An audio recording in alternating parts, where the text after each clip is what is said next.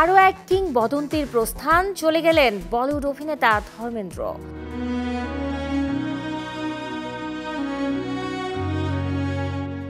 তানজিন তিশার বিরুদ্ধে অর্থ আত্মসাতের অভিযোগ ভারতীয় প্রযোজকের। তৌসিফ নীলার ফার্স্ট লাভ। গায়িকা ঐশী বললেন ভাইরাল ভিডিওটি তার নয়। দর্শক সবাইকে আমন্ত্রণ, শুরু করছি Walker footwear presents showbiz and style 24। দেশ বিদেশের বিনোদনের নানা খবর সাথে নিয়ে আছি আমি শাহরিন জেবিন। শোকের খবর দিয়ে শুরু করছি আজকের আয়োজন। আরও এক কিংবদন্তির প্রস্থান, চলে গেলেন বলিউড অভিনেতা ধর্মেন্দ্র। আজ দুপুরে না ফেরার দেশে পাড়ি দিয়েছেন বর্ষিয়ান এই অভিনেতা। 89 বছর বয়সী এই তারকার মৃত্যুতে শোকের ছায়া নেমেছে পুরো ভারতে। পরিবার, বন্ধু থেকে অগ্রজ অনুজ ধর্মেন্দ্রকে হারিয়ে সবাই যেন শোকে কাতর।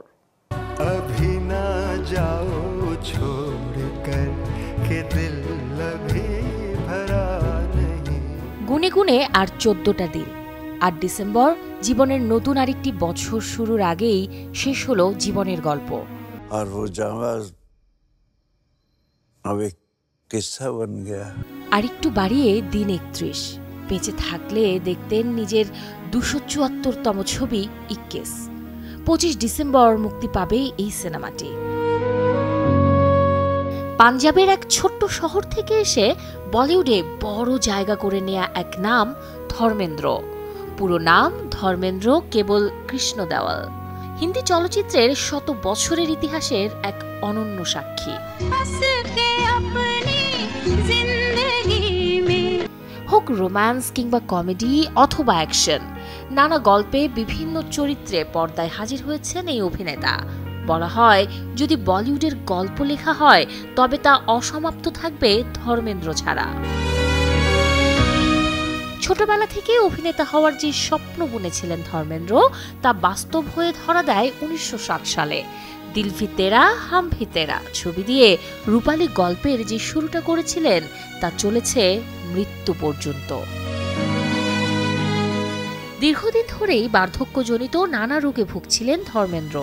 সবশেষ শ্বাসকষ্ট নিয়ে ভর্তি হয়েছিলেন হাসপাতালে, যেখান থেকে আর বাড়ি ফেরা হয়নি তার। দীর্ঘ ক্যারিয়ারে অনেকের সাথে জুটি বাঁধলেও দর্শকদের পছন্দ ছিল ধর্মেন্দ্র হেমা মালিনী জুটি। পর্দার রোমান্টিকতা বাস্তবেও ছুঁয়েছিল তাদের, তাই তো 7 মাকে বাধাও পড়েন দুজনে।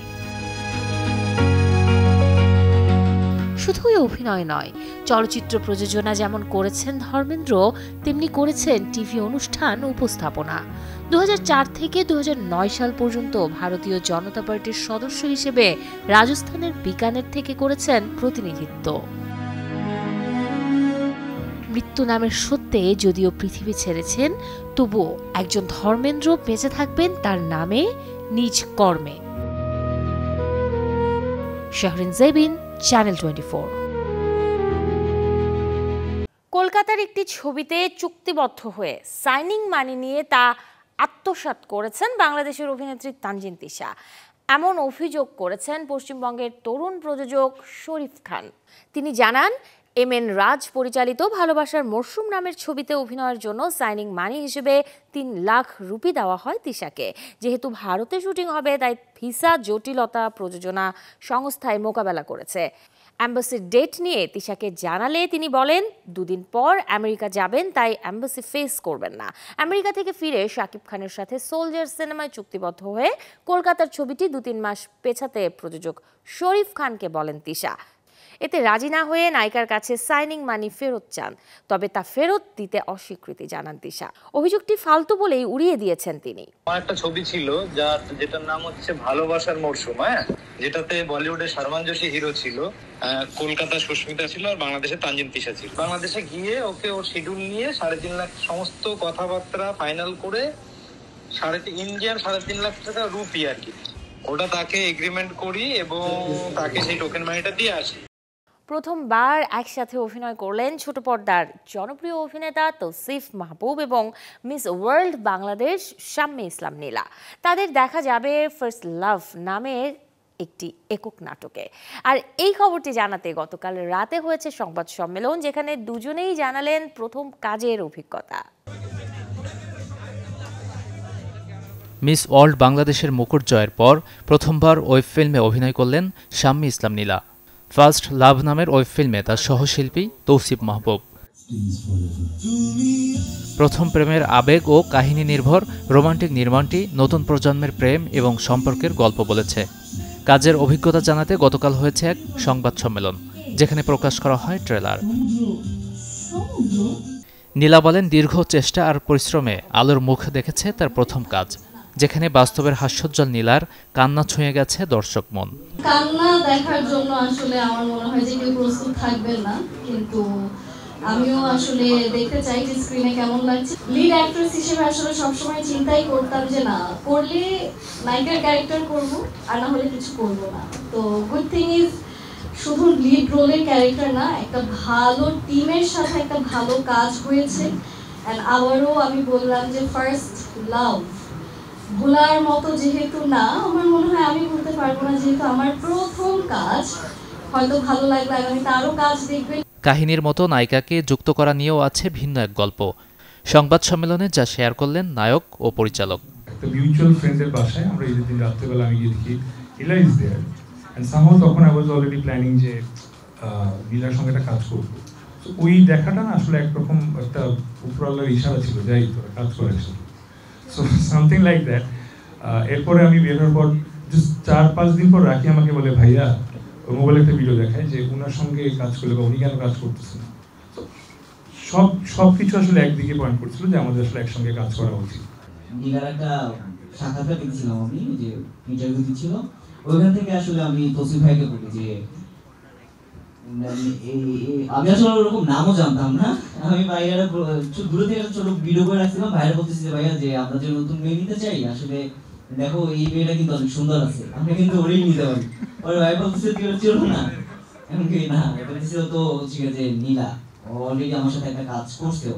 27 নভেম্বর ক্যাপিটাল ড্রামায় মুক্তি পাবে হাসিব হোসেন রাকিব পরিচালিত web film first love. Gazi Anis, channel 24, Dhaka. গাজীপুরের শিমুলতলীতে ক্ষুদ্র ও কুটির শিল্প এবং বাণিজ্য মেলার কনসার্ট চলাকালে ঘটে এক অনাকাঙ্ক্ষিত ঘটনা, যেখানে ভাঙচুরের একটি ভিডিও ভাইরাল হয় সামাজিক মাধ্যমে। বলা হচ্ছে এই কনসার্ট থেকে মই বেয়ে দেয়াল টপকে পালিয়েছেন সঙ্গীত শিল্পী ঐশী। তবে এটি সম্পূর্ণ মিথ্যা বলে দাবি করেছেন গায়িকা। নিজের পেজে দেয়া পোস্টে ঐশী বলেন, গতকাল তার কনসার্ট থেকে প্রস্থান করার পর গাজীপুর শিমুলতলী ক্ষুদ্র ও কুটির শিল্প মেলায় যে অনাকাঙ্ক্ষিত ঘটনা ঘটেছে, এর সঙ্গে তার বা তার টিমের কোনো সম্পৃক্ততা নেই। তারা অনুষ্ঠানস্থল নিরাপদেই ত্যাগ করার পরে ঘটনাটি ঘটে। তিনি আরও লিখেছেন, বিভিন্ন প্ল্যাটফর্মে তাকে নিয়ে কিছু ভুল ও অসত্য তথ্য ছড়িয়ে পড়ছে, সেগুলো সম্পূর্ণ ভিত্তিহীন। জানা গেছে, সিগারেটের দাম নিয়ে তর্কাতর্কি থেকে রাত 10:30টার দিকে মেলায় পরিস্থিতি উত্তপ্ত হয়ে ওঠে। কিছুক্ষণ পরে শুরু হয় ভাঙচুর।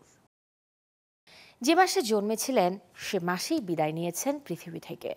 মাঝের সময়টায় বাঁশির সুরে আর কণ্ঠের জাদুতে করেছেন মুগ্ধ। বলছি বারী সিদ্দিকীর কথা। 1994 সালের 15 নভেম্বর জন্ম নেওয়া এই শিল্পী 2017 সালের আজকের দিনে ছাড়েন পৃথিবীর মায়া।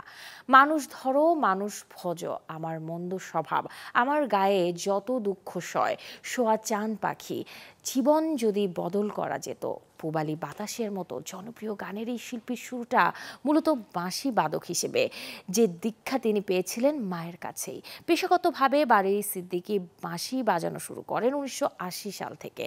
প্রথম গান করেন 1995 সালে বিটিভির রঙের 12 অনুষ্ঠানে। এরপরই সুযোগ পান হুমায়ুন আহমেদের শ্রাবণ মেঘের দিন চলচ্চিত্রে গান গাওয়ার।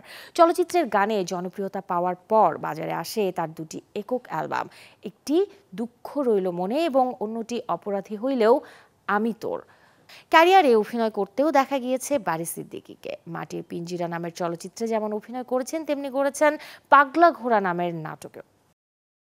প্রকাশ পেল তু মেরি মেতেরা মেতেরা তু মেরি ছবির ট্রেজার, যেখানে প্রথমবার জুটি বেঁধেছেন কার্তিক আরিয়ান ও অনন্যা পান্ডে। সমীর বিদান্সের পরিচালনায় ভিন্ন রকম প্রেমের গল্পের এই ছবিটি দেখা যাবে আসছে বড়দিনেই।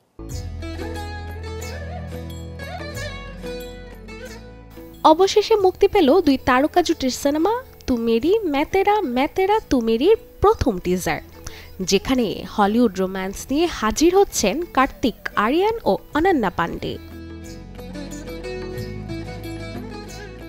টিজারের শুরুতেই দেখা গেছে মামাস বয় কার্তিক আরিয়ানকে, যে কিনা রোম্যান্টিক দুষ্ট এক চরিত্রে, যার ঠিক বিপরীত মেরুর চরিত্রে অনন্যা, যিনি কিনা হুকআপ কালচারের শর্টকাট ভালোবাসা নয়, বরং চায় 90 দশকের মতো ধীরে ধীরে দানাবোনা প্রেম। আর দুই বিপরীত চরিত্রের সংঘাতেই তৈরি ভিন্ন ধর্মী এই প্রেমের গল্প তু মেরি मैं तेरा तू मेरी।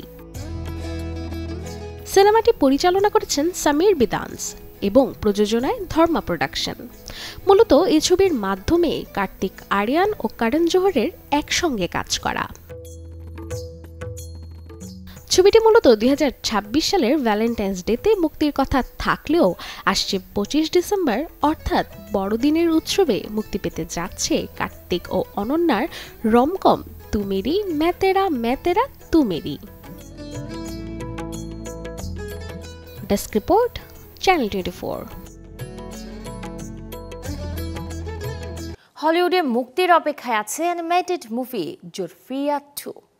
যৌথভাবে এই সিনেমাটি পরিচালনা করেছেন জ্যারেড বোস ও বারন হাওয়ার্ড। মূলত 2016 সালের সুপারহিট অ্যানিমেটেড মুভি জুটোপিয়ার সিকুয়েল এটি, যেখানে বড় চমক হিসেবে থাকছে জনপ্রিয় সঙ্গীত শিল্পী শাকিরার কণ্ঠ। এবারের কিস্তিতে আবারও পুলিশ জুটি জুডি হবস ও নিক ওয়াইন্ডকে দেখা যাবে গোপন অভিযানে, যাদের লক্ষ্য জুটোপিয়ার রেপটাইল গ্যারি ডি স্নেক। অদ্ভুত ঘটনায় ভরা এই কেসে উন্মোচিত হবে শহরের শতবর্ষের ইতিহাস, যা বদলে দেবে স্তন্যপায়ী রেপটাইলদের সম্পর্কের ধারণা। ওয়াল্ট ডিজনি অ্যানিমেশন স্টুডিওজের ব্যানারে জুটোপিয়া 2 মুক্তি পেতে যাচ্ছে আসছে 26 নভেম্বর। দর্শক, এতক্ষণ ছিলাম বিনোদনের নানা খবরে। এবারে জীবনযাপনের গল্প দেখব, লাইফস্টাইলের কিছু আপডেট। এই শীতে কার কি প্রস্তুতি? শীতের পোশাকের সাথে তো চাই মানানসই স্নিকার, কেটস কিংবা বুট জুতো। শপিং প্লেস ঘুরে তাই জানাবো বর্তমানে কেমন দামে মিলছে তার আদ্যোপান্ত। অগ্রহায়ণের হিমেল হাওয়া জানান দিচ্ছে শীত এসে গেছে, আর শীতের সম্ভাষণ মানেই ঠান্ডা মৌসুমের আনুষঙ্গিক সামগ্রী গোছানোর ব্যস্ততা। শীতের সময় অন্যান্য মৌসুমের তুলনায় কেটস এবং স্নিকারের চাহিদা বাড়ে। অতিরিক্ত উষ্ণতার প্রয়োজনেই অনেকেই পা ঢাকা এই জুতোগুলো বেছে নেন ঠান্ডা থেকে সুরক্ষার জন্য। রাজধানীর এলিফ্যান্ট রোডের জুতোর দোকানগুলোতে বেশি জুতো আসে চায়না, ভিয়েতনাম এবং থাইল্যান্ড থেকে। ক্রেতারা আরামদায়ক জুতোর পাশাপাশি এমন কিছু খোঁজেন যা লম্বা সময় পরলেও পা ঘামবে না। শীতে আমাদের ক্যাজুয়ালি শুগুলো বেশি চলে। ক্যাজুয়াল শুগুলো অনেক সফট, অনেক আরামদায়ক, এগুলো পরে খুব আরামদায়ক বোধ করতে পারে মানুষ। ট্যুরে বেড়াইতে যায় শীতকালে বিভিন্ন জায়গায়। শীতের জন্য আপনার কাস্টমারের চাহিদা তো আপনার ভালোটা, কিন্তু অনেক সময় প্রাইজের ক্ষেত্রে আটকা যায়। 1:1 ওয়েন গ্রেড, এই দুইটার চাহিদাই বেশি। বুট জুতোর চাহিদাও কম নয়। শীতে বিভিন্ন ফ্যাশনেবল পোশাকের সাথে মানানসই হওয়ায় লম্বা কিংবা মিড লেন্থ বুট বেশ জনপ্রিয়। শীতের আপনি একটু বুট টাইপের জুতো একটু চাহিদা বেশি থাকে, ঠিক আছে। তারপরে আপনার একটু ক্যাজুয়াল টাইপের কিছু জুতো আছে, ক্যাসকাম যেটা, এরকম জুতো আপনার শীতের চাহিদা থাকে। তার এগুলো পরলে আপনার পা আপনি গরম থাকে আর কি শরীরটা। না, লেদার প্রোডাক্ট যেগুলো আছে এগুলো 2+, আর ফোম যেগুলো আছে আর্টিফিশিয়ালগুলো ওগুলো আপনার 1500-1600 মধ্যে পাওয়া যায়। মান ও ডিজাইনের উপর নির্ভর করে কেটস, স্নিকার কিংবা বুটের দাম। সাধারণত 2000 থেকে 15000 টাকার মধ্যেই পাওয়া যাবে বিভিন্ন ফ্যাশনেবল জুতো। মুৎসুনৈশী, চ্যানেল 24, ঢাকা। শীতের দিনে যদিও দীর্ঘ সময় ভালো থাকে সবজি ফলমূল, তবুও ফ্রিজে সংরক্ষণ করতে মানতে হবে নিয়ম। সঠিক নিয়মে রাখলে শীতের ফল ও সবজি 8 থেকে 10 দিন তাজা থাকবে ফ্রিজে। এই সময়ে বাড়িতে বাড়িতে হয় ফুলকপির নানা রেসিপি। অনেকেই সবজিটি কেনেন নিয়মিত।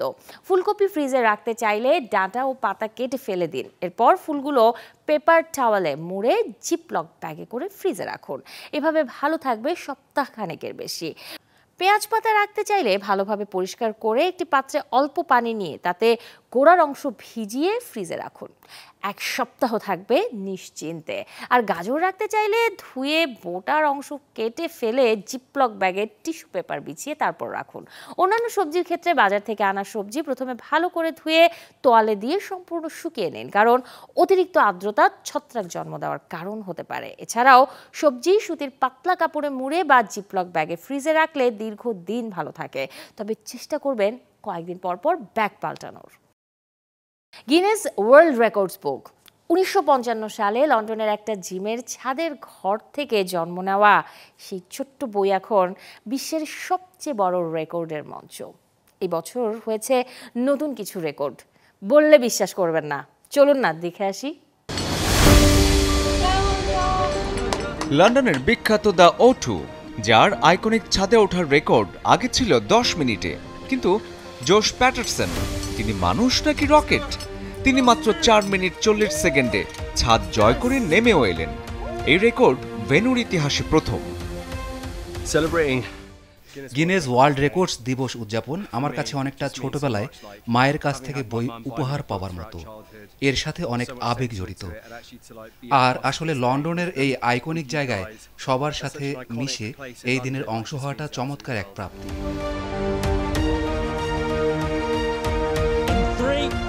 এবারে শক্তির রেকর্ড। নাম তার জোডি উনসলি। জনপ্রিয় টিভি সিরিজ গ্ল্যাডিয়েটরসে সবাই যাকে চেনে ফারি নামে। মাত্র 1 মিনিটে 360 কেজি ওজনের বালির বস্তা সরিয়ে গড়লেন নতুন এক ইতিহাস। ডিগবাজি সাধারণ মানুষের কাছে এটাই একটা চ্যালেঞ্জ, কিন্তু সাবেক জিমন্যাস্ট লুসি কোলবেকের কাছে এটা যেন শ্বাস নেয়ার মতো সহজ। এর আগেও তিনি এখানে ফ্লিপ করেছিলেন, এবারও তিনি ফিরলেন নতুন রেকর্ড নিয়ে, মাত্র 30 সেকেন্ডে সবচেয়ে বেশি ব্যাক ফ্লিপ নিয়ে। দেখতে দেখতে গুনগুন করে চোখ ঘুরে যায়।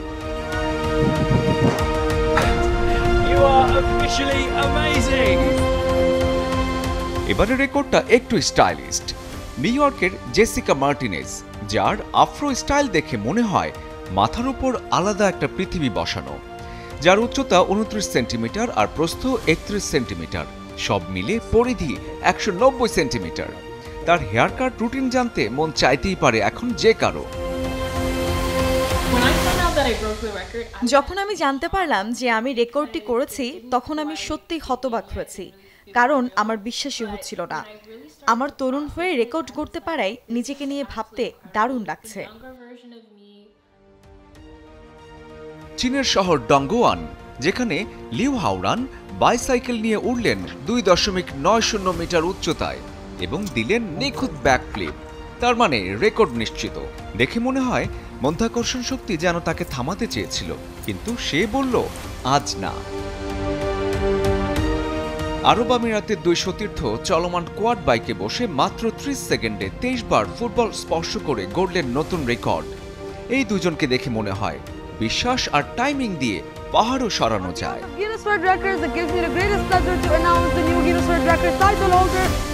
জাপানের টোকিওর সুনিচি কান্নো এয়ার সাকশন পদ্ধতি ব্যবহার করে 25টি খালি ক্যান শরীরে আটকে রেখে নতুন রেকর্ড করলেন তিনি। প্রথমে সবাই ম্যাজিক ভাবলেও এটাই বাস্তব, কারণ গিনেস বুক অব ওয়ার্ল্ডের প্রতিনিধি উপস্থিত ছিলেন প্রতিটি মাইল ফলকের মুহূর্তে। শরীফুল হক, চ্যানেল 24। দর্শক, এই ছিল আজকের Walker footwear presents showbiz and style 24 এর আয়োজনে। বিনোদন ও লাইফস্টাইলের সব খবর জানতে ভিজিট করুন আমাদের ফেসবুক পেজ এবং ইউটিউব চ্যানেলে। কাল ঠিক একই সময়ে আবারও দেখা হবে। সেই পর্যন্ত সবাই ভালো থাকুন, আর দর্শক অবশ্যই চ্যানেল 24 এর সাথেই থাকুন।